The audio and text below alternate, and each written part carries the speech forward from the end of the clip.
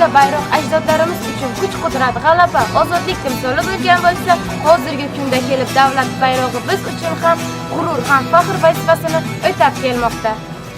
Sohibqiron Amir Temur saltanatida davlat va adolat buyuk qudrat ramzi bo'lgan. Jangu jadallarda yuksak natijalarga erishgan bahodirlarga ushbu davlat va hadya etilgan. Bobomiz Najmiddin Kubro yov qo'lida shahid bo'lsa-da, changalida mahkam tutgan yalovni hech kim ololmagan.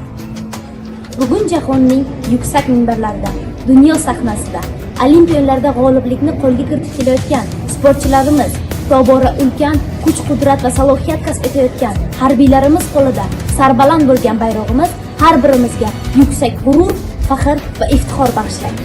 Bayroq xalqimizning o'tmishi va bugungi mustaqilligi, tinchligi va barqarorligining timsolidir.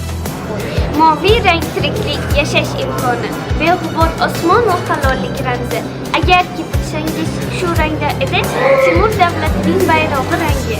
Oq rangda aks etgan poklik va soflik, orzu va xayollar charog'onligi, tinchlikdek muqaddas Qirg'onimiz u O'zbekistondek yurtning farovonligi.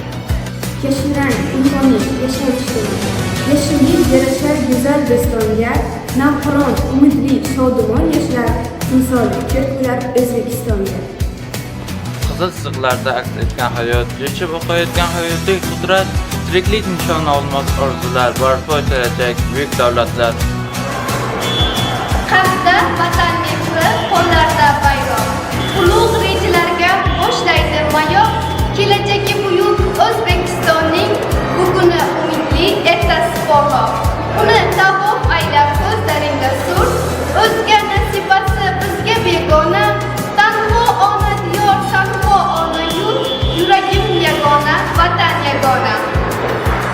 Dunyoda millatlar va elatlar, xalqlar va davlat ko'p, lekin O'zbekiston bitta.